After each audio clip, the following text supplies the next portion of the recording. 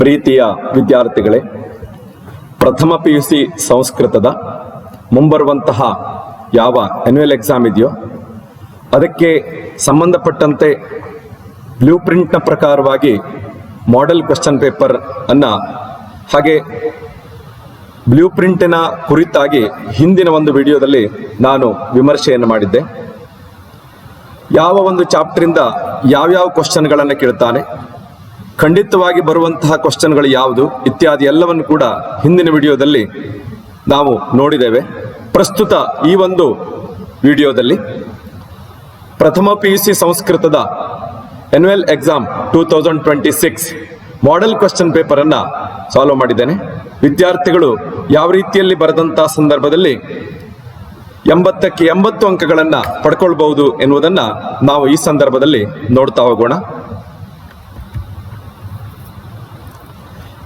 ಈ ರೀತಿಯಾಗಿ ಸೂಚನೆಗಳಿರುತ್ತೆ.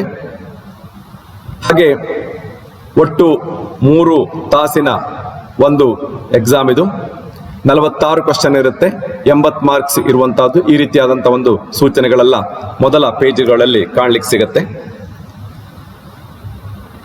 ಈ ರೀತಿಯಾಗಿ ಪಾರ್ಟ್ ಎ ವಿಭಾಗದಲ್ಲಿ ಒಟ್ಟು MCQ ಕ್ವಶನ್ಗಳು ಮತ್ತು ಬಿಟ್ಟ ಸ್ಥಳ ತುಂಬುವಂತಹದ್ದು, ಹೊಂದಿಸಿ ಬರೆಯುವಂತಹದ್ದು, ಫಿಲ್ ಇನ್ ದ ಬ್ಲಾಂಕ್ಸ್ ಮತ್ತು ಮ್ಯಾಚ್ ದ ಫಾಲೋವಿಂಗ್, ಈ ರೀತಿಯಾದಂತಹ ಕ್ವಶನ್ಗಳು ಬರುತ್ತೆ.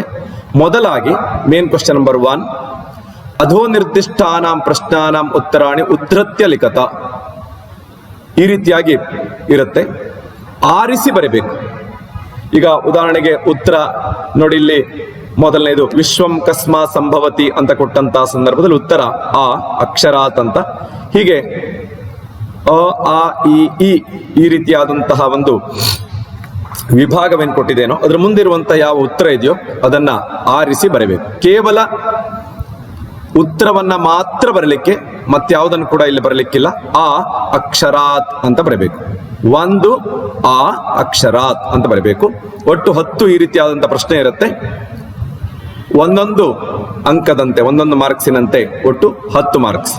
ಎರಡನೇದು, ರಾಮ ಕಾನ್ ಸ್ವಜನವತ್ ಪಶ್ಯತಿ. ರಾಮನು ಯಾರನ್ನ ತನ್ನ ಜನರಂತೆ ನೋಡ್ತಾನೆ.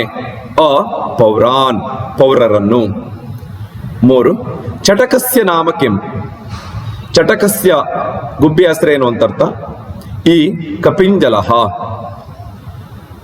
4, ಭೀಮಸೇನ ಕಂ ಸ್ವಭ್ರಾತ ಇತಿ ವದತಿ. ಭೀಮಸೇನನು ಯಾರನ್ನ ತನ್ನ ಸಹೋದರ ಅಂತ ಕರೆತಾನೆ.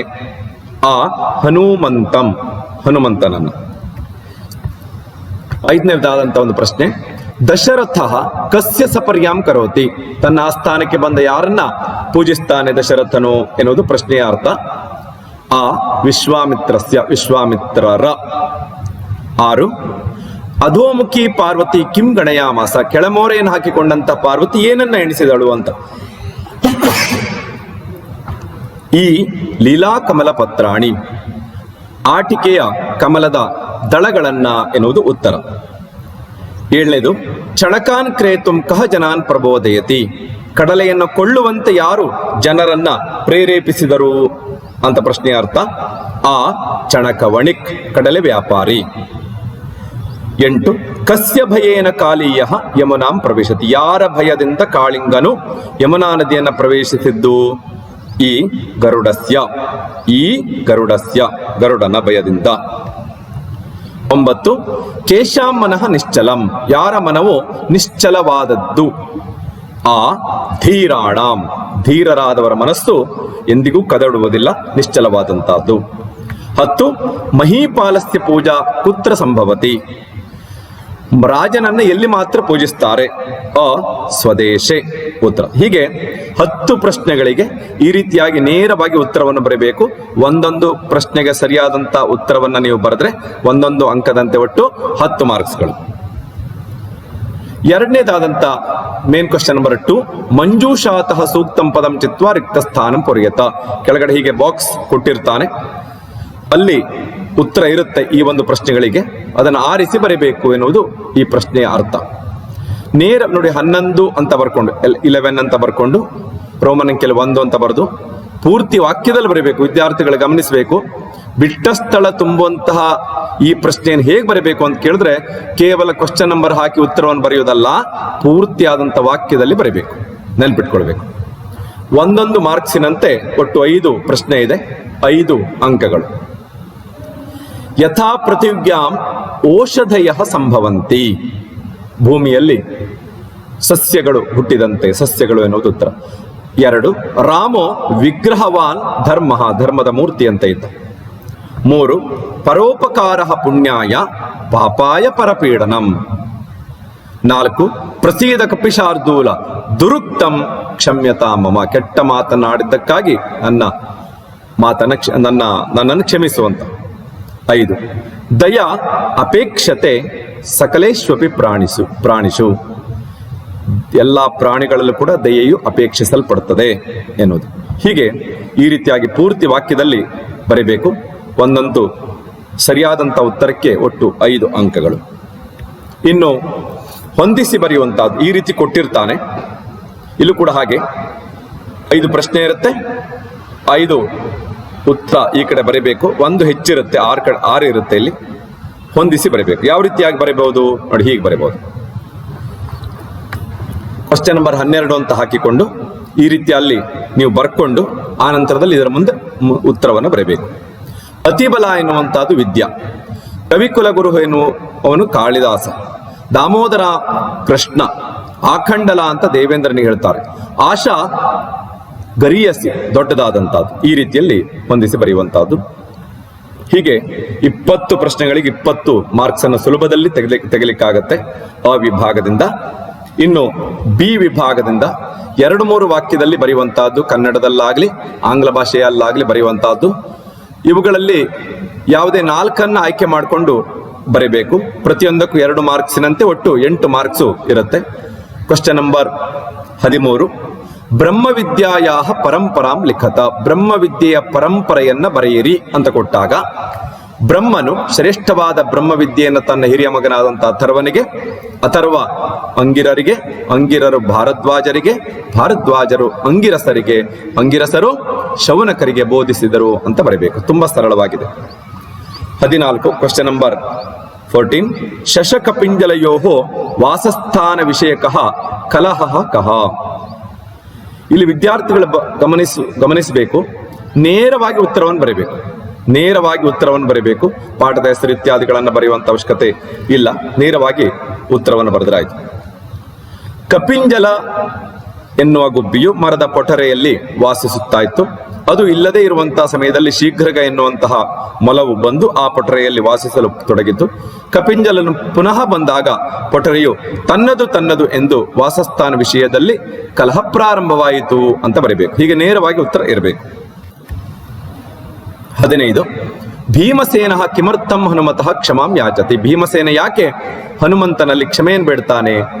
ಭೀಮನು ಹನುಮನನ್ನು ಕೆಟ್ಟ ಮಾತುಗಳಿಂದ ನಿಂದಿಸುವನು, ಈ ಹಿಂದೆ ನಿಂದಿಸಿರ್ತಾನೆ. ಅದಕ್ಕಾಗಿ ಭೀಮನು ಹನುಮನ ಕ್ಷಮೆ ಯಾಚಿಸುವನು ಅಂತ ಬರಬೇಕು.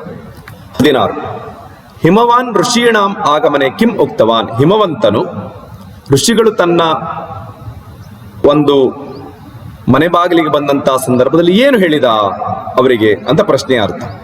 ಎಲೆಯರು ಸಪ್ತಋಷಿಗಳೇ, ಗಂಗೆಯಲ್ಲಿ ಸ್ನಾನ ಮಾಡುವಾಗ ತಮ್ಮ ಪಾದವನ್ನು ತೊಳೆದು ಆ ನೀರನ್ನು ನನ್ನ ಮೇಲೆ ಸಿಂಪಡಿಸಿಕೊಂಡಾಗ, ಹೀಗೆ ಈ 2ರಿಂದ ಮಾತ್ರ ನನ್ನನ್ನು ನಾನು ಅತ್ಯಂತ ಪರಿಶುದ್ಧ ಎಂದು ಭಾವಿಸುತ್ತೇನೆ ಅಂತ ಹೇಳ್ತಾನೆ. ಇದನ್ನು ಬರೀಬೇಕು. 17, ಸುಭಾಷಿತೋಕ್ತ ರೀತ್ಯಾ ಲೋಕಸ್ಥಿತಿ ಕೀದೃಶಿ. ಸುಭಾಷಿತಕಾರ ಹೇಳಿದ ಪ್ರಕಾರವಾಗಿ ಲೋಕದ ಸ್ಥಿತಿಯು ಯಾವ ರೀತಿಯಾಗಿದೆ? ತನ್ನ ಜನರನ್ನು ಸಮಾನವಾಗಿ ಕಾಣುವುದು, ದೀನ ದುರ್ಬಲರಲ್ಲಿ ದಗೆ, ದುರ್ಜನರಲ್ಲಿ ಸದಾ ದುರ್ಜನರಂತೆ ವರ್ತಿಸುವಿಕೆ, ಸಾಧು ಸಂತರಲ್ಲಿ ಪ್ರೀತಿ, ವಿದ್ವಾಂಸರಲ್ಲಿ ನೇರವಾಗಿ ನಡೆದುಕೊಳ್ಳುವಿಕೆ, ಶತ್ರುವಿನಲ್ಲಿ ಶೌರ್ಯ, ಗುರು ಹಿರಿಯರಲ್ಲಿ ಕ್ಷಮೆ, ಸ್ತ್ರೀಯರಲ್ಲಿ ಪೂಜ್ಯ ಭಾವನೆ. ಈ ರೀತಿಯದಾದ ಬದುಕುವ ಕಲೆಯನ್ನು ತನ್ನ ಜೀವನದಲ್ಲಿ ಅಳವಡಿಸಿಕೊಂಡವನು ಎಲ್ಲರಿಂದಲೂ ಗೌರವಕ್ಕೆ ಪಾತ್ರನಾಗುವನು ಎನ್ನುವುದು ಈ ರೀತಿಯಾಗಿ ಬರಬೇಕು. 18, ಅಕ್ಕ ಮಹಾದೇವಿ ಜ್ಞಾನ ಭಕ್ತಿಯೋ ಅಂತ ಅವಿನಾಭಾವ ಸಂಬಂಧಂ ಕಥಂ ವರ್ಣಯತಿ. ಅಕ್ಕ ಮಹಾದೇವಿಯು ಜ್ಞಾನ ಮತ್ತು ಭಕ್ತಿಯ ಕುರಿತು ಅವಿನಾಭಾವ ಸಂಬಂಧವನ್ನು ಹೇಗೆ ವರ್ಣಿಸಿದ್ದಾಳೆ? ಜ್ಞಾನವು ಸೂರ್ಯನಂತೆ, ಭಕ್ತಿಯು ಸೂರ್ಯ ಕಿರಣದಂತೆ. ಸೂರ್ಯನಿಲ್ಲದೆ ಕಿರಣಗಳಿಲ್ಲ, ಕಿರಣಗಳಿಲ್ಲದೆ ಸೂರ್ಯನಿಲ್ಲ. ಅಂತೆಗೆ ಭಕ್ತಿ ಇಲ್ಲದ ಜ್ಞಾನವಿಲ್ಲ, ಜ್ಞಾನವಿಲ್ಲದ ಭಕ್ತಿ ಇಲ್ಲ ಎಂದು ಅಕ್ಕ ಮಹಾದೇವಿಯವರು ಜ್ಞಾನ ಭಕ್ತಿಯ ಅವಿನಾಭಾವ ಸಂಬಂಧವನ್ನು ಈ ರೀತಿಯಾಗಿ ವರ್ಣಿಸಿದ್ದಾರೆ ಅಂತ ಬರೀಬೇಕು. ಈ ವಿಭಾಗದ ಕೊನೆಯದು ಅಂದ್ರೆ 2-3 ವಾಕ್ಯದಲ್ಲಿ ಬರೆಯುವಂತಹದ್ದು ಶ್ರೀ ಮಹೋದಯಸ್ಯ ಶಿಷ್ಯ ವಾತ್ಸಲ್ಯಂ. BM ಶ್ರೀಕಂಠಯ್ಯನವರ ಶಿಷ್ಯ ಪ್ರೀತಿಯ ಕುರಿತು ಬರಲಿಕ್ಕೆ ಕೇಳಿದ್ದಾರೆ. BM ಶ್ರೀಯವರ ಶಿಷ್ಯ ವಾತ್ಸಲ್ಯ ಪೂರ್ವವಾದುದು. ಅವರು ಪ್ರತಿಭಾವಂತ ವಿದ್ಯಾರ್ಥಿಗಳನ್ನು ಪ್ರೋತ್ಸಾಹಿಸ್ತಾ ಇದ್ರು.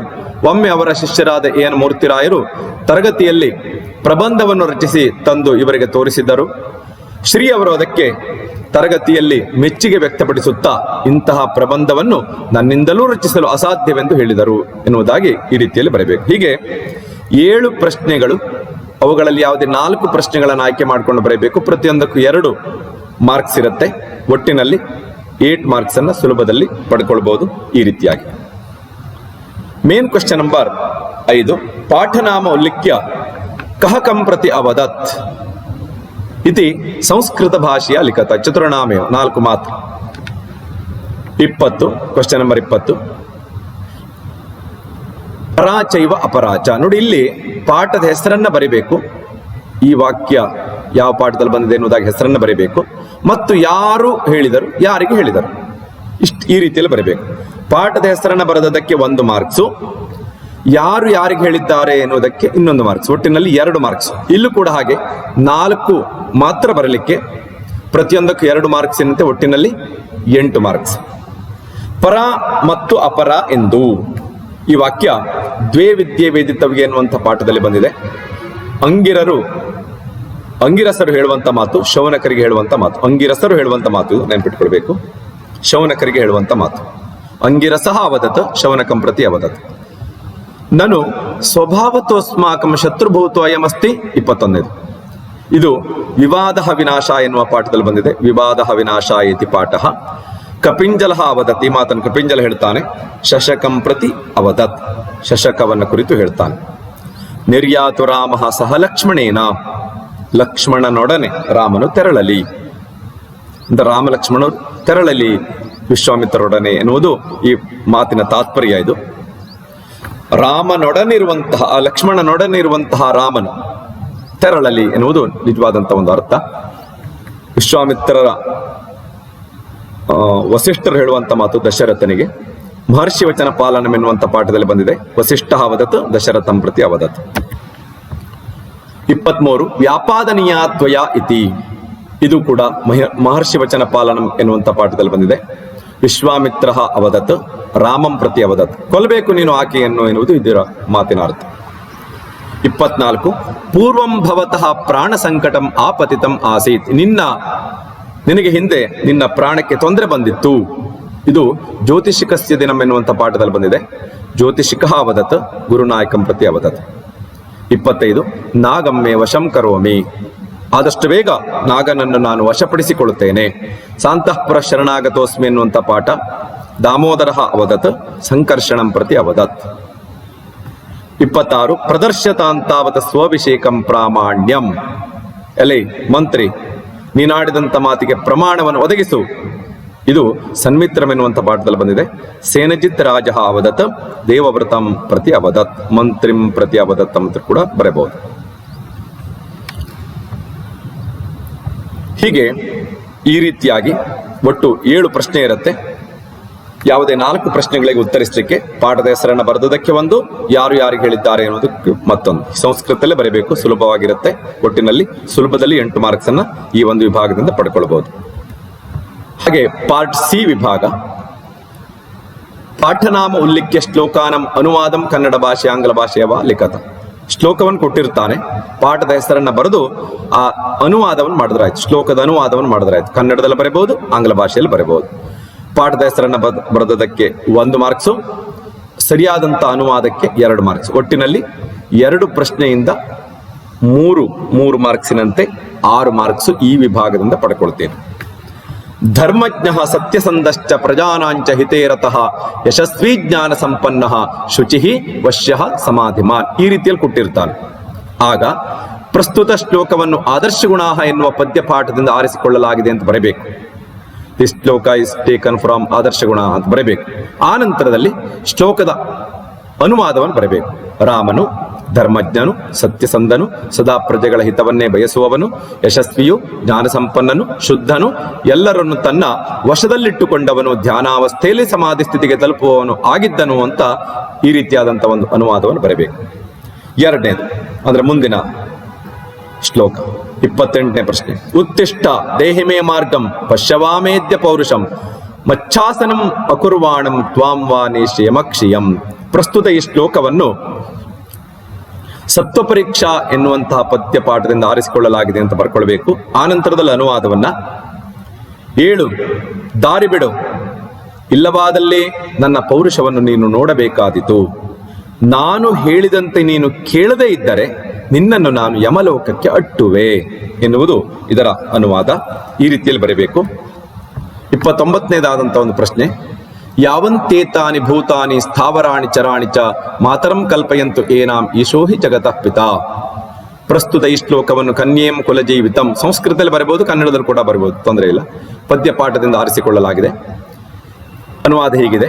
ಈ ಜಗತ್ತಿನಲ್ಲಿ ಸ್ಥಾವರ ಜಂಗಮ ಎಂಬ 2 ಬಗೆಯ ಜೀವಿಗಳಿವೆ. ಇವೆಲ್ಲವುಗಳಿಗೂ ಪಾರ್ವತಿ ತಾಯಿ ಆಗುವಳು, ಯಾಕೆಂದರೆ ಈಶ್ವರನೇ ಜಗತ್ತಿನ ತಂದೆಯಾಗಿದ್ದಾನೆ ಎನ್ನುವುದು ಅನುವಾದ. 30ನೇದಾದಂಥ ಒಂದು ಪ್ರಶ್ನೆ. ಗಿರಿರ್ಮಹಾನ್ ಗಿರೇಹೆ ಅಬ್ಧಿ ಮಹಾನ್ ಅಬ್ದೇಹೆ ನಭೋ ಮಹತ್ ನಭಸೋಪಿ ಮಹತ್ ಬ್ರಹ್ಮ ತಥೋಪ್ಯಾಶಾ ಗರೀಯಸಿ. ಪ್ರಸ್ತುತ ಈ ಶ್ಲೋಕವನ್ನು ಸೂಕ್ತಿ ಕುಸುಮಾನಿ ಪದ್ಯಪಾಠದಿಂದ ಆರಿಸಿಕೊಳ್ಳಲಾಗಿದೆ. ಪರ್ವತ ದೊಡ್ಡದು, ಪರ್ವತಕ್ಕಿಂತ ಸಮುದ್ರ ದೊಡ್ಡದು, ಸಮುದ್ರಕ್ಕಿಂತ ಆಕಾಶ ದೊಡ್ಡದು, ಆಕಾಶಕ್ಕಿಂತ ಬ್ರಹ್ಮ ವಸ್ತು ದೊಡ್ಡದು, ಅದಕ್ಕಿಂತ ಆಸೆ ದೊಡ್ಡದು ಅಂತ ಈ ರೀತಿಯಲ್ಲಿ ಅನುವಾದ ಬರಬೇಕು. ಹೀಗೆ 4 ಶ್ಲೋಕ ಕೊಟ್ಟಿರ್ತಾನೆ. ಅವುಗಳಲ್ಲಿ ಯಾವುದೇ 2 ಶ್ಲೋಕವನ್ನು ಆಯ್ಕೆ ಮಾಡಿಕೊಂಡು ನೀವು ಬರಿಬೇಕು. ಪಾಠದ ಹೆಸರನ್ನು ಬರೆದದಕ್ಕೆ 1, ಸರಿಯಾದಂಥ ಅನುವಾದಕ್ಕೆ 2 ಮಾರ್ಕ್ಸ್. Total 1 ಶ್ಲೋಕದಿಂದ 3 marks. 2 ಶ್ಲೋಕದ ಸರಿಯಾದಂಥ ಒಂದು ಅನುವಾದ ಮತ್ತು ಪಾಠದ ಹೆಸರು ಇತ್ಯಾದಿಗಳನ್ನು ಬರೆದ್ರೆ 6 ಮಾರ್ಕ್ಸ್.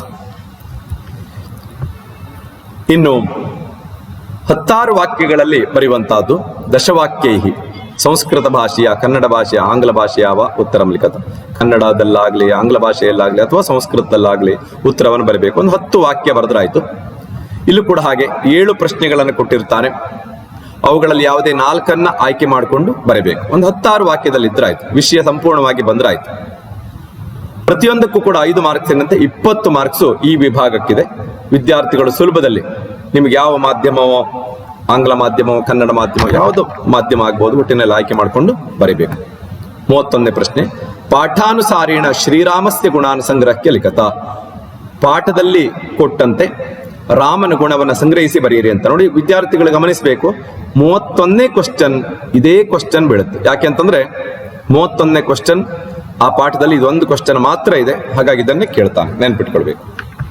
ಈ ರೀತಿಯಲ್ಲಿ ರಾಮನ ಗುಣಗಳನ್ನ ಆರಿಸಿ ಬರಿಬೇಕು ವಿದ್ಯಾರ್ಥಿಗಳು. ಸುಲಭವಾಗಿದೆ.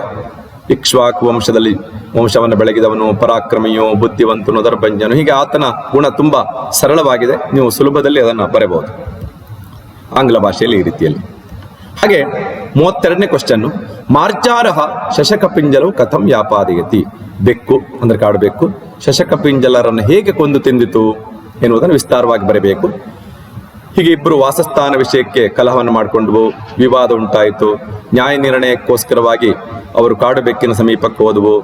ಆ ಕಾಡುಬೆಕ್ಕಿನಲ್ಲಿ ಸಂಪೂರ್ಣ ವಿಶ್ವಾಸವನ್ನ ಹೊಂದಿದವು. ಸಮೀಪಕ್ಕೆ ಹೋದಂತಹ ಸಂದರ್ಭದಲ್ಲಿ ಇಬ್ಬರನ್ನು ಅದು ಕೊಂದು ತಿಂದಿತು ಅಂತ ಈ ರೀತಿಯಲ್ಲಿ ಬರೀಬೇಕು. ತಾಟಕ ಸಂಹಾರ ವಿಷಯ ಶ್ರೀರಾಮಸ್ಯ ಚಿಕಿತ್ಸಾಕ. ತಾಟಕಿಯನ್ನು ಕೊಲ್ಲುವ ಸಂದರ್ಭದಲ್ಲಿ, ಕೊಲ್ಲುವಂತ ಹೇಳಿದಂತಹ ಸಂದರ್ಭದಲ್ಲಿ ರಾಮನ ಸಂಶಯ ಏನು, ಆಗ ವಿಶ್ವಾಮಿತ್ರರು ಅದನ್ನ ಹೇಗೆ ನಿವಾರಿಸಿದರು ಅಂತ 3 ಉದಾಹರಣೆಯನ್ನ ಇಲ್ಲಿ ಬರಬೇಕು. ಸುಲಭವಾಗಿದೆ ಅದು. ಒಂದು ಮಂಥರೆಯ ಉದಾಹರಣೆ, ಇನ್ನು ಶುಕ್ರಾಚಾರ್ಯರ ತಾಯಿ ಖ್ಯಾತಿದೇವಿಯ ಉದಾಹರಣೆ, ಮತ್ತೊಂದು ರೇಣುಕಾದೇವಿಯ ಉದಾಹರಣೆ. ಇದನ್ನ ಸುಲಭದಲ್ಲಿ ವಿದ್ಯಾರ್ಥಿಗಳು ಬರೆಯಬಹುದು. ನೋಡಿ, 34ನೇದು ಜ್ಯೋತಿಷಿಕಸ್ಯ ಪೂರ್ವಜನ್ಮ ವೃತ್ತಾಂತಂ ಪಾಠಾನುಸಾರೇಣ ಲಿಖತ. ಜ್ಯೋತಿಷಿಯ ಪೂರ್ವ ಅಂದ್ರೆ ಹಿಂದಿನ ಆತನ ಒಂದು ವೃತ್ತಾಂತ, ಪೂರ್ವ ಜೀವನ ವೃತ್ತಾಂತ, ಹಿಂದಿನ ಒಂದು ಆತನ ಜೀವನದ ವೃತ್ತಾಂತವನ್ನ ಕೇಳಿದಾನೆ. ಸುಲಭದಲ್ಲಿ ಬರೆಯಬಹುದು. ಆತ ಕೃಷಿ ಕುಟುಂಬದಲ್ಲಿ ಜನಿಸಿದವನು, ಆ ಹಳ್ಳಿಯಲ್ಲೇ ಇದ್ರೆ ಆತ ಒಬ್ಬ ಸಾಮಾನ್ಯ ಕೃಷಿಕನಾಗಿರ್ತಾ ಇದ್ದ. ಆದರೆ ವಿಧಿ ಆತನನ್ನ ಚಿಕ್ಕ ಪಟ್ಟಣಕ್ಕೆ ಬರುವಂತೆ ಮಾಡುತ್ತೆ. ಇದು ಆತನ ಒಂದು ವೃತ್ತಾಂತವಾಗಿದೆ. ಇದನ್ನೇ ಬರೀಬೇಕು 16 ವಾಕ್ಯದಲ್ಲಿ. ಆಂಗ್ಲ ಭಾಷೆಯಲ್ಲಿ ಹೀಗೆ: ಪಾಠಾನುಗುಣಂ ಕಾಳಿಯಸ್ಯ ಚಿತ್ರಣಂ ಸ್ವವಾಕ್ಯೈ ಕುರುತ. ಕಾಳಿಂಗನ ಒಂದು ಕುರಿತಾಗಿ ನೀವು ಬರೀಬೇಕು ಅಂತ ಕೇಳಿದಾನೆ. 5 ಹೆಡೆಯ ದೊಡ್ಡ ಸರ್ಪವೇ ಕಾಳಿಂಗ. ಗರುಡನ ಭಯದಿಂದ ಆತ ಸೌರ ಮಹರ್ಷಿಗಳ ಅನುಗ್ರಹದಿಂದ ಯಮುನಾ ನದಿಯ ಮಡುವಿನ ಅಲ್ಲಿ ಬಂದು ತನ್ನ ಪರಿವಾರದೊಂದಿಗೆ ಸೇರ್ಕೊಳ್ತಾನೆ. ಗರುಡನ ಭೀತಿಯಿಂದ ತಪ್ಪಿಸಿಕೊಳ್ಳುವ ಸಲುವಾಗಿ ಸೌರ ಮಹರ್ಷಿಗಳ ಅನುಗ್ರಹ ಇರುವಂತಹ ಯಮುನಾ ನದಿ. ಯಾಕೆಂದ್ರೆ ಸೌರ ಮಹರ್ಷಿಗಳ ಅನುಗ್ರಹ ಇರುತ್ತೆ. ಅಲ್ಲಿ ಬಂದ್ರೆ ಯಾರು ಗರುಡ ಪಕ್ಷಿ ಬಂದ್ರೆ ಆತನ ತಲೆ 1000 ಹೋಳಾಗತ್ತೆ, ಅಂದ್ರೆ ಸಾಯ್ತಾನೆ ಎನ್ನುವುದು ಗರುಡನಿಗೆ ಶಾಪ ಇರುತ್ತೆ. ಗರುಡನ ಭಯದಿಂದ ಸೌರ ಮಹರ್ಷಿಗಳ ಅನುಗ್ರಹ ಇರುವಂತಹ ಯಮುನಾ ನದಿಯ ಆ ಮಡುವಿಗೆ, ನಂದಗೋಕುಲ ಸಮೀಪ ಇರುವಂತಹ ಯಮುನಾ ನದಿಯ ಮಡುವಿಗೆ ಆತ ಬಂದು ಇರ್ತಾನೆ. ಅಲ್ಲೇ ಬಂದು ಯಾಕಿರ್ತಾನೆ ಅನ್ನೋದಕ್ಕೆ ಈ ಒಂದು ವಿಷಯ ಅದು. ಸೌರ ಮಹರ್ಷಿಗಳ ಅನುಗ್ರಹ ಇರುವಂತಹ ಯಮುನಾ ನದಿಯ ಆ ಮಡುವು ಅಂತ. ಹೀಗೆ ಆತನ ಕುರಿತಾಗಿ ಬರೀಬೇಕು. ಇನ್ನು 36ನೇದು ಸನ್ಮಿತ್ರಮಿತಿ ಪಾಠೆ. ಸನ್ಮಿತ್ರಂ ಎನ್ನುವಂಥ ಪಾಠದಲ್ಲಿ ದೇವವ್ರತಃ ಕೀದೃಶ ಕಷ್ಟ ಪರಂಪರಾಂ ಅನುಭೂತವಾನ್. ದೇವವ್ರತನು ಮಂತ್ರಿ ಯಾವ ರೀತಿಯಲ್ಲಿ ಕಷ್ಟವನ್ನು ಅನುಭವಿಸಿದ ಎನ್ನುವುದನ್ನು ಬರೀಬೇಕು. ಈ ರೀತಿಯಲ್ಲಿ ಬರೀಬೇಕು. 37ನೇದು ಭಾರತೆ ಗಣಿತಶಾಸ್ತ್ರಂ ಖಗೋಳಶಾಸ್ತ್ರಂ ಚ ಕಥಂ ಉನ್ನತಿಂ ನೀತೆ. ಭಾರತ ದೇಶದಲ್ಲಿ ಗಣಿತಶಾಸ್ತ್ರ ಮತ್ತು ಖಗೋಳಶಾಸ್ತ್ರ ಯಾವ ರೀತಿಯಲ್ಲಿ ಉನ್ನತಿಯನ್ನು ಪಡ್ಕೊಂಡಿತ್ತು ಎನ್ನುವುದನ್ನ ಬರೆಯಿರಿ ಅಂತ ಹೇಳಿದಾನೆ. ಈ ರೀತಿಯಲ್ಲಿ ನೀವು ಬರೀಬೇಕು. ಸುಲಭವಾಗಿದೆ. ಹೀಗೆ ಈ ರೀತಿಯಲ್ಲಿ 7 ಪ್ರಶ್ನೆ ಇರುತ್ತೆ. ಮತ್ತೊಮ್ಮೆ ಹೇಳ್ತೇನೆ, ವಿದ್ಯಾರ್ಥಿಗಳು ನೇರವಾಗಿ ಒಂದು 16 ವಾಕ್ಯದಲ್ಲಿ ಅದಕ್ಕೆ ಸಂಬಂಧಪಟ್ಟಂತೆ ನೀವು ಬರೆದ್ರೆ 5 ಮಾರ್ಕ್ಸ್ ಸಿಗತ್ತೆ. ಯಾವುದೇ 4 ಸರಿಯಾದಂಥ ಒಂದು ಉತ್ತರಕ್ಕೆ 20 ಮಾರ್ಕ್ಸ್ ಅನ್ನು ನೀವು ಪಡ್ಕೊಳ್ಬಹುದು. ಸುಲಭದಲ್ಲಿ ಪಡ್ಕೊಳ್ತೀರಿ. ಕನ್ನಡ ಅಥವಾ ಆಂಗ್ಲ ಮಾಧ್ಯಮದಲ್ಲಿ ಇದನ್ನು ಬರೆಯುವಂತಹದ್ದು. ಹಾಗೆ ಪಾರ್ಟ್ ಡಿ ವಿಭಾಗ, ವ್ಯಾಕರಣದ ಒಂದು ವಿಭಾಗ, ಅನುವಾದ ವಿಭಾಗ, ಅನ್ಸೀನ್ ಪ್ಯಾಸೇಜ್ ಈ ಒಂದು ವಿಭಾಗದಲ್ಲಿ ಬರುತ್ತೆ. ಯಥಾ ನಿರ್ದೇಶಂ ಲಿಖತ ಪಂಚಾನಾಮೇವ. ಒಟ್ಟು 7 ವಿಭಾಗವನ್ನು ಕೊಡ್ತಾನೆ. ಸಂಧಿ, ಬಿಡಿಸಿ ಬರೆಯುವಂತಹದ್ದು, ಕೂಡಿಸಿ ಬರೆಯುವಂತಹದ್ದು, ಸಮಾಸ, ಹೀಗೆ 7 ವಿಭಾಗವನ್ನು ಕೊಡ್ತಾನೆ. ಇವುಗಳಲ್ಲಿ ಯಾವುದೇ 5 ವಿಭಾಗವನ್ನು ವಿದ್ಯಾರ್ಥಿಗಳು ಆರಿಸಿಕೊಂಡು ಬರೀಬೇಕು. ಪ್ರತಿಯೊಂದು ವಿಭಾಗಕ್ಕೂ 2 ಮಾರ್ಕ್ಸಿನಂತೆ ಒಟ್ಟಿನಲ್ಲಿ ವ್ಯಾಕರಣದ ಈ ಒಂದು ವಿಭಾಗಕ್ಕೆ 10 ಮಾರ್ಕ್ಸ್ ಇದೆ. ನೆನ್ಪಿಟ್ಕೊಳ್ಬೇಕು. ಮೊದಲನೇದು 38ನೇ ಕ್ವಶನ್, ಸಂಧಿಂ ವಿಭಜತ. ಇದೇ ರೀತಿಯಲ್ಲಿ ಕೊಟ್ಟಿರ್ತಾನೆ. 3 ಕೊಟ್ಟಿರ್ತಾನೆ, ಚಾಯ್ಸ್ ಇರುತ್ತೆ. ಇಲ್ಲಿ ಯಾವುದೇ 2 ನೀವು ಆಯ್ಕೆ ಮಾಡಿಕೊಂಡು ಬರೀಬೇಕು. ಆದರೆ 3 ಬರೆಯಿರಿ, ಬರೆದಿಡಿ. ಒಂದು ತಪ್ಪೋದ್ರೆ ಮತ್ತೆ 2 ಸರಿಯಾಗಬಹುದು. ಹಾಗಾಗಿ ಆ ರೀತಿಯಲ್ಲಿ ಬರೆದ್ರೆ ನಿಮಗೆ ಹೆಚ್ಚಿನ ಮಾರ್ಕ್ಸ್ ಸಿಗತ್ತೆ. ವ್ಯಾಕರಣ ವಿಭಾಗದಲ್ಲಿ ವಿದ್ಯಾರ್ಥಿಗಳು ಯಾವಾಗಲೂ ಕೂಡ 3ಕ್ಕೆ 3 ಅಂದ್ರೆ ಇಲ್ಲಿ ಎಷ್ಟು ಕೊಟ್ಟಿರ್ತಾನೋ ಅಷ್ಟನ್ನು ಬರೀಬೇಕು. ಯಾವುದನ್ನು ಬಿಡ್ಲಿಕ್ಕಿಲ್ಲ ವ್ಯಾಕರಣ ವಿಭಾಗದಲ್ಲಿ. ದೇವಾಸುರ, ದೇವ ಅಧಿಕ್ ಅಸುರ. ಸನ್ಮಿತ್ರಂ, ಸತ್ ಅಧಿಕ್ ಮಿತ್ರಂ. ಪುನರಪಿ, ಪುನಃ ಅಧಿಕ್ ಅಪಿ. ಹೀಗೆ 3 ಕೂಡ ಬರೀಬೇಕು. ಸಂಧಿಂ ಯೋಜಯತ, ಬಿಡಿಸ್ಕೊಟ್ಟಿರ್ತಾನೆ, ಸಂಧಿ ಮಾಡಬೇಕು. ರಾಗ ಅಧಿಕ್ ಉಪಹತಃ, ರಾಗೋಪಹತಃ. ದ್ವಯೇನ ಅಧಿಕೇವ, ದ್ವಯೇನೈವ. ಏತತ್ ಅಧಿಕ್ ಆಕರ್ಣ್ಯ, ಏತದಾಕರ್ಣ್ಯ. ಈ ರೀತಿಯಲ್ಲಿ ಸಂಧಿ ಮಾಡಬೇಕು. ವಿಗ್ರಹ ವಾಕ್ಯಂ ಲಿಖತ. ಹೀಗೆ ಸಮಾಸ ಪದವನ್ನು ಕೊಟ್ಟಿರ್ತಾನೆ, ವಿಗ್ರಹ ವಾಕ್ಯ ಬರಬೇಕು. ಜ್ಯೇಷ್ಠ ಪುತ್ರ, ಜ್ಯೇಷ್ಠ ಪುತ್ರ.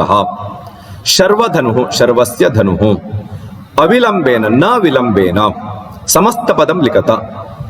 ವಿಗ್ರಹ ವಾಕ್ಯ ಕೊಟ್ಟಿರ್ತಾನೆ, ಸಮಾಸ ಪದ ಬರಬೇಕು. ಸ್ಥಿರಂ ಚಿತ್ತಂ ಯಸ್ಯ ಸಹ ಸ್ಥಿರ ಚಿತ್ತ. ವಿಧಿಂ ಅನತಿಕ್ರಮ್ಯ ಯಥಾ ವಿಧಿ. ಅರ್ಘ್ಯಂ ಚ ಪಾದ್ಯಂ ಚ ಅರ್ಘ್ಯಪಾದ್ಯೆ. ಪದ ಪರಿಚಯಂ ಕುರುತ ಅಂತ ಕೊಡ್ತಾನೆ. ಗತ್ವ, ಕತ್ವಾ ಪ್ರತ್ಯಯ. ಆಸಾದ್ಯ, ಲೆಪ್ ಪ್ರತ್ಯಯ. ಕರ್ತವ್ಯಂ ವಿದ್ಯರ್ಥಕ ಕೃದಂತಹ ಅಥವಾ ತವ್ಯತ್ ಪ್ರತ್ಯಯ ಅಂತ ಕೂಡ ಬರೆಯಬಹುದು. ಸಮಾನಾರ್ಥಕ ಪದಂ ಲಿಖತ. ಪುತ್ರ ಸುತಃ, ಸೂರ್ಯ ರವಿ, ಮಂತ್ರಿ ಸಚಿವ. ಈ ರೀತಿಯಲ್ಲಿ ಬರೆಯಬೇಕು. ವಿರುದ್ಧಾರ್ಥಕ ಪದಂ ಲಿಖತ. ಪ್ರಿಯಂ ಅಪ್ರಿಯಂ, ಅನಾರ್ಯ ಆರ್ಯ, ಸ್ವದೇಶ ವಿದೇಶ. ವಿದ್ಯಾರ್ಥಿಗಳು ಗಮನಿಸಬೇಕು. ಹೀಗೆ ಒಟ್ಟು 7 ವಿಭಾಗ ಇರುತ್ತೆ. ಪಾರ್ಟ್ ಡಿ ವಿಭಾಗದಲ್ಲಿ ವ್ಯಾಕರಣಕ್ಕೆ ಸಂಬಂಧಪಟ್ಟಂತೆ 7 ವಿಭಾಗ ಇರುತ್ತೆ. ನಿಮ್ಮ ಯಾವ ವರ್ಕ್ ಬುಕ್ ಇದೆಯೋ ಆ ವರ್ಕ್ ಬುಕ್ಕಿನಲ್ಲಿ ಇರುವಂತಹ ಅಷ್ಟನ್ನೇ ಕೇಳ್ತಾನೆ. ವಿದ್ಯಾರ್ಥಿಗಳು ವರ್ಕ್ ಬುಕ್ ಅನ್ನ ಸರಿಯಾಗಿ ನೋಡ್ಕೊಂಡ್ಬಿಟ್ರೆ ಅಲ್ಲಿ ಇದನ್ನ ಸರಿಯಾಗಿ ಅಭ್ಯಾಸ ಮಾಡಿಕೊಂಡು ನೀವು ಇಲ್ಲಿ ಬರೆಯಬಹುದು. ಒಟ್ಟಿನಲ್ಲಿ 10 ಮಾರ್ಕ್ಸ್ ಸಿಗತ್ತೆ, ನೆನ್ಪಿಟ್ಕೊಳ್ಳಿ. ಎಲ್ಲವನ್ನು ಕೂಡ ಬರೀಬೇಕು. ಒಂದು ತಪ್ಪೋದ್ರೂ ಕೂಡ ಮತ್ತೆರಡು ನಿಮ್ಮನ್ನ ಕಾಪಾಡಬಹುದು. ಸರಿ, ಮೇನ್ ಕ್ವಶನ್ ನಂಬರ್ 9, ಸಂಸ್ಕೃತ ಭಾಷೆಯ ಅನುವಾದತ. ಸಂಸ್ಕೃತ ಭಾಷೆಯಲ್ಲಿ ಅನುವಾದವನ್ನು ಮಾಡ್ಲಿಕ್ಕೆ ಕನ್ನಡ ಅಥವಾ ಆಂಗ್ಲ ಭಾಷೆಯಲ್ಲಿ ಕೊಟ್ಟಿರ್ತಾನೆ, 4 ಕೊಟ್ಟಿರ್ತಾನೆ, ಚಾಯ್ಸ್ ಇರುವುದಿಲ್ಲ. ಒಂದೊಂದು ಸರಿಯಾಗಿ ಅನುವಾದ ಮಾಡಿದ್ರೆ ನಿಮಗೆ 1 ಮಾರ್ಕ್ಸಿನಂತೆ ಒಟ್ಟಿನಲ್ಲಿ 4 ಮಾರ್ಕ್ಸ್ ಸಿಗತ್ತೆ. ವಾಲ್ಮೀಕಿ ಮಹರ್ಷಿಗಳು ರಾಮಾಯಣವನ್ನು ರಚಿಸಿದರು. ವಾಲ್ಮೀಕಿ ಮಹರ್ಷಿ ರಾಮಾಯಣಂ ರಚಿಸಿದರು, ರಚಿತವಾನ್. ಕಪಿಯು ಮರವನ್ನು ಹತ್ತುತ್ತದೆ. ಕಪಿಹಿ ವೃಕ್ಷಂ ಆರೋಹತಿ. ನಾಳೆ ಶ್ವಃ ನನ್ನ ತಂದೆಯು ಮಮ ಪಿತ ನಗರಕ್ಕೆ ಬರುವರು. ನಗರಂ ಆಗಮಿಷ್ಯತಿ. ಭಾರತವು ವಿಶ್ವಶಾಂತಿಗಾಗಿ ಪ್ರಯತ್ನಿಸುತ್ತದೆ. ಭಾರತಂ ವಿಶ್ವಶಾಂತ್ಯರ್ಥಂ ಪ್ರಯತ್ನಂ ಕರೋತಿ. ಈ ರೀತಿಯಲ್ಲಿ ಚಾಯ್ಸ್ ಇರುವುದಿಲ್ಲ. ಇದಕ್ಕೆ ಕೊಟ್ಟಿರುವಂತಹ ಯಾವ ವರ್ಕ್ ಬುಕ್ಕಿನ ಕೊನೆಯಲ್ಲಿ ಇದೆ ಏನು ಅನುವಾದಕ್ಕೆ ಸಂಬಂಧಪಟ್ಟಂತೆ ಕ್ವಶನ್ಗಳಿದೆ. ಒಟ್ಟು 20 ಕ್ವಶನ್ ಇದೆ. ಆ 20 ಕ್ವಶನ್ ಅಲ್ಲೇ ಸಂಸ್ಕೃತಕ್ಕೆ ಭಾಷಾಂತರ ಮಾಡುವಂತ 20 ಕ್ವಶನ್ ಅಲ್ಲೇ ಯಾವುದೇ 4 ಕೇಳ್ತಾನೆ. ವಿದ್ಯಾರ್ಥಿಗಳು ಸರಿಯಾಗಿ ಅದನ್ನು ಓದ್ಕೊಂಡು ಈ ರೀತಿಯಲ್ಲಿ ಬರೀಬೇಕು, ಸರಿಯಾಗಿ ಬರೀಬೇಕು. ಕೊನೆಯದಾದಂತ ಒಂದು ಪ್ರಶ್ನೆ, ಮೇನ್ ಕ್ವಶನ್ ನಂಬರ್ 10, 46ನೇ ಕ್ವಶನ್. ಇದು ಒಂದು ಪರಿಚ್ಛೇದವನ್ನು ಕೊಡ್ತಾನೆ, ಅಂದ್ರೆ ಒಂದು ಚಿಕ್ಕ ಕಥೆಯ ರೂಪದಲ್ಲಿ ಇರುತ್ತೆ, ಕೊಡ್ತಾನೆ. ಸರಿಯಾಗಿ ವಿದ್ಯಾರ್ಥಿಗಳು ಇದನ್ನು ಓದಬೇಕು, ಅರ್ಥೈಸ್ಕೊಳ್ಬೇಕು. ಮೊದಲು ಸುಮ್ಮನೆ ಓದಬೇಕು, 2ನೇ ಸಲ ಅರ್ಥೈಸ್ಕೊಂಡು ಓದಬೇಕು, 3ನೇ ಸಲ ಈ 4 ಕ್ವಶನ್ಗಳ ಕೊಟ್ಟಿರ್ತಾನೆ, ಅವುಗಳಿಗೆ ನೀವು ಉತ್ತರವನ್ನು ಕಂಡುಕೊಳ್ತಾ ಓದಬೇಕು. ಸುಲಭವಾಗಿರುತ್ತೆ. ಆ ಪ್ರಶ್ನೆ ಏನ್ ಕೊಟ್ಟಿರ್ತಾನೋ ಉತ್ತರ ಇಲ್ಲೇ ಇರುತ್ತೆ, ಅದನ್ನು ಅರ್ಥ ಮಾಡ್ಕೊಂಡು ಬರಬೇಕು ಅಷ್ಟೇ. ತುಂಬಾ ಸುಲಭವಾಗಿರುತ್ತೆ. ಒಂದೊಂದು ಸರಿಯಾದಂತ ಉತ್ತರಕ್ಕೆ 1 ಮಾರ್ಕ್ಸಿನಂತೆ ಒಟ್ಟು 4 ಕ್ವಶನ್ ಇರುತ್ತೆ, 4 ಮಾರ್ಕ್ಸ್. ಚಾಣಕ್ಯ ಕುತ್ರ ವಸತಿ ಸ್ಮ. ಚಾಣಕ್ಯ ಏಕಸ್ಮಿನ್ ಉಟಜೆ ವಸತಿ ಸ್ಮ. ಚಾಣಕ್ಯಸ್ಯ ಉಟಜಂ ಚೋರಾಹ ಕಿಮರ್ಥಂ ಆಗತಾಹ. ಚಾಣಕ್ಯಸ್ಯ ಉಟಜಂ ಚೋರಾಹ ಕಂಬಲಂ ಚೋರಯಿತುಂ ಆಗತಾಹ. ರಾಜ ಕಸ್ಮೈ ದಾತುಂ ಕಂಬಲಾನ್ ಚಾಣಕ್ಯಸ್ಯ ದತ್ತವಾನ್ ಆಸೀತ್. ರಾಜ ದರಿದ್ರೇಭ್ಯಃ ದಾತುಂ ಕಂಬಲಾನ್ ಚಾಣಕ್ಯಾಯ ದತ್ತವಾನ್ ಆಸೀತ್. ಚಾಣಕ್ಯಸ್ಯ ಸಂದೇಶಃ ಕಃ. ಚಾಣಕ್ಯಸ್ಯ ಸಂದೇಶಃ ಅನ್ಯೇಷಾಂ ದ್ರವ್ಯಸ್ಯ ಉಪಯೋಗಃ ಅಧರ್ಮಃ. ಇನ್ನೊಬ್ಬರಿಗೆ ಅಂತ ಮೀಸಲಿಟ್ಟಂತಹ ಒಂದು ವಸ್ತುವನ್ನು ಉಪಯೋಗಿಸುವಂತಹದ್ದು ಅಧರ್ಮ ಎನ್ನುವಂತಹದ್ದು ಚಾಣಕ್ಯನ ಸಂದೇಶವಾಗಿದೆ ಎನ್ನುವುದು ಈ ಒಂದು ಪ್ರಶ್ನೆಯ ಉತ್ತರ. ಹೀಗೆ 4 ಪ್ರಶ್ನೆ ಇರುತ್ತೆ, ಸುಲಭವಾಗಿರುತ್ತೆ, ಅಲ್ಲೇ ಉತ್ತರ ಇರುತ್ತೆ, ಆರಿಸಿ ಬರೀಬೇಕು. ಒಟ್ಟಿನಲ್ಲಿ ಸಂಸ್ಕೃತ ಪ್ರಥಮ PUC 80 ಮಾರ್ಕ್ಸಿನ ಯಾವ ಒಂದು ಕ್ವಶನ್ ಪೇಪರ್ ಇರುತ್ತೋ ವಿದ್ಯಾರ್ಥಿಗಳು ತುಂಬಾ ಸುಲಭದಲ್ಲಿ ಉತ್ತರಿಸಬಹುದು. ಈ ಮೇಲಿನ ಮಾದರಿಯಂತೆ, ನಾನೀಗ ಹೇಳಿರುವಂತ ಒಂದು ಮಾದರಿಯಂತೆ ನೀವು ಚೆನ್ನಾಗಿ ಇದನ್ನ ಅರ್ಥೈಸ್ಕೊಂಡ್ರೆ ಯಾವ ರೀತಿಯಲ್ಲಿ ಉತ್ತರ ಬರಬೇಕು ಅಂತ ನಿಮಗೆ ಒಂದು ಐಡಿಯಾ ಬರುತ್ತೆ. ಆ ರೀತಿಯಲ್ಲಿ ಉತ್ತರವನ್ನು ನೀವು ಬರೆಯಬಹುದು. ವಿದ್ಯಾರ್ಥಿಗಳಿಗೆ 3 ತಾಸಿನ ಅವಕಾಶ ಇರುತ್ತೆ. 2-3/4 ತಾಸಲ್ಲೇ ಸಾಮಾನ್ಯವಾಗಿ ಮುಗಿದೋಗುತ್ತೆ. ಒಟ್ಟಿನಲ್ಲಿ ನೀಟಾಗಿ ಚೆನ್ನಾಗಿ ಬರೀಬೇಕು. ಇದನ್ನು ಗಮನಿಸಿಕೊಳ್ಬೇಕು ವಿದ್ಯಾರ್ಥಿಗಳು. ಧನ್ಯವಾದಗಳು.